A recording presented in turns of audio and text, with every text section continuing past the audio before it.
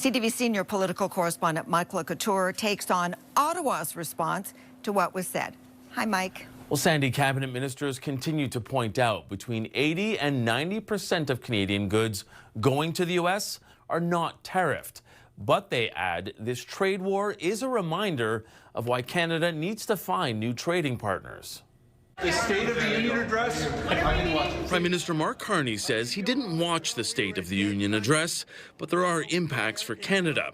President Trump made it clear tariffs are a key plank in his economic plan for the U.S. The view of the American administration is that there'll be a price to access the American market. I think, every country of the world that I know of is paying a price. What I'm saying is that Canada is paying the lowest price. But that price could be paid in jobs. The U.S. Trade Representative today making it clear this is about moving manufacturing back to America. Canada has just made a move that could turn into a serious problem for itself. Ottawa walked away from a deal with America and chose to fight back, believing the decision would protect its economy. But this bold move could give Washington even more leverage, raising a bigger question. Will it actually strengthen Canada while leaving America with a problem it never expected? In August, Canadian and American negotiators were close to an agreement that could have reduced some of the tariffs weighing on both economies. After weeks of intense talks, the framework of a deal appeared to be taking shape. Earlier in the week, Trump had even paused the tariffs and declared on social media that the two sides had a deal. Officials on both sides sounded hopeful right up until the final hours. The resolution to an 18-month trade war seemed within reach. Then the negotiations suddenly broke down. Carney rejected the final U.S. terms, concluding that Washington had asked for too much while offering too little in return. Minutes before the midnight deadline, he announced he was suspending the negotiations and ordering Canada's team back to Ottawa. Important progress had been made, he said, but that progress had not been enough to meet Canada's objectives. Rather than sign a deal he considered unfavorable, Carney walked away from the table entirely, a dramatic reversal from the optimism of just days before. The United States imposed 50% tariffs on roughly $20 billion worth of Canadian goods, hitting products including food, furniture, electronics, and other imports. The duties took effect at midnight. But there is a crucial detail viewers need to understand about the scale. These tariffs cover only around 5% of Canada's total exports to the United States. So the direct economic impact is considerably smaller than the alarming headline number might suggest. This is not a tariff on everything Canada sells south. It is a targeted measure on a specific slice of the trade relationship. That distinction matters, but it does not diminish the significance of the moment. Politically, the move is enormous because it represents a major escalation between two of the most deeply connected economies on the planet. The two countries trade hundreds of billions of dollars in goods and services each year, with supply chains woven so tightly together that many products cross the border multiple times before they are finished. A 50% tariff wall between partners this integrated is a serious rupture, regardless of the modest share of exports it directly touches. The symbolism and the precedent outweigh the immediate dollar figure. The heart of the conflict is Carney's argument that the problem was never simply the tariff rate. Canada wanted better treatment for its most important sectors: steel, aluminum, automobiles, and lumber, the industries that have absorbed the heaviest damage throughout the trade war. Washington, in turn, wanted additional concessions from Canada. The two sides could not bridge that gap.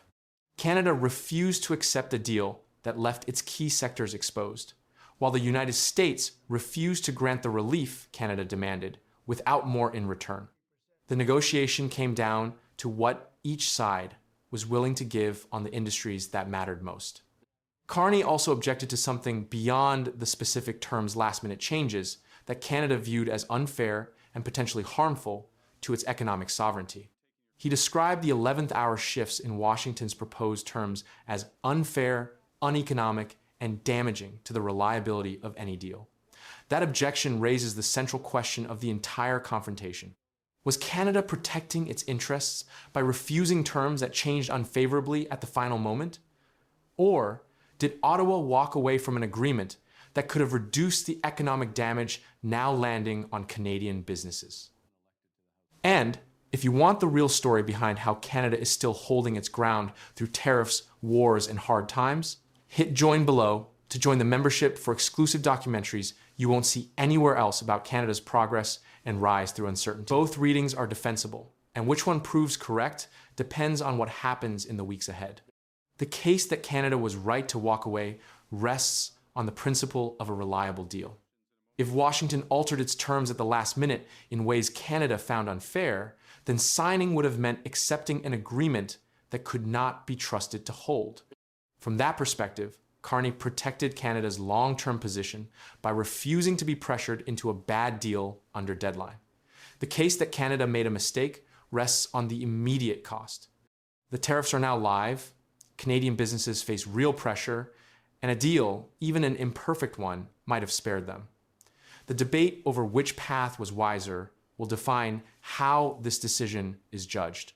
Canada's response leaves no doubt about its resolve. Ottawa announced it will impose dollar-for-dollar retaliatory tariffs beginning September 8th, targeting American products including steel, dairy, appliances, agricultural equipment, and electronics. That target list is strategic. By hitting agricultural equipment and dairy, Canada aims at American farm state interests. By hitting steel and appliances, it reaches American manufacturing. The dollar-for-dollar matching ensures that the pain Washington inflicts on Canada is mirrored back onto American exporters, a deliberate signal that Canada will not absorb the tariffs without response. The September 8th start date carries its own significance. Rather than retaliating instantly, Canada set a specific future date, leaving a narrow window in which the two sides could theoretically return to the table before the countermeasures take effect. That timing functions as both a threat and an opening.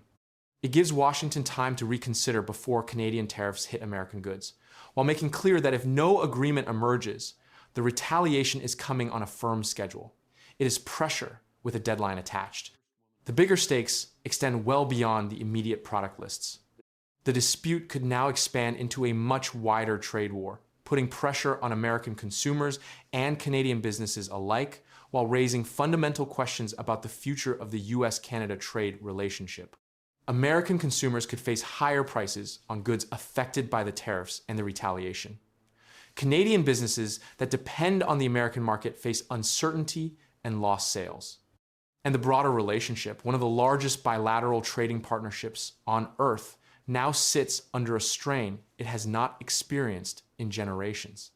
The analysis of how the talks collapsed points to a breakdown built on mutual distrust. Each side accused the other of derailing a deal that had appeared within reach. The US Trade Representative claimed Canada made last-minute demands that upended an agreed framework. Carney claimed Washington's late changes made any deal unreliable. When both parties walk away blaming the other, the path back to the table becomes harder, because rebuilding trust is more difficult than reaching terms. The endgame the two countries entered was supposed to produce a deal. Instead, it produced a rupture. This confrontation now poses a single, decisive question for what comes next. Does the shock of live 50% tariffs and the threat of September 8th retaliation force Trump and Carney back to the negotiating table to find the agreement that slipped away? Or is this the beginning of a much larger North American trade war that spirals beyond the current $20 billion in goods? Carney has committed Canada to matching every dollar. Washington has pledged to present Trump with options to escalate further. The deal that entered its endgame did not end in agreement. It ended with both sides loading their next round, and the answer to whether this forces a return to talks or opens a wider war will shape the North American economy for years to come.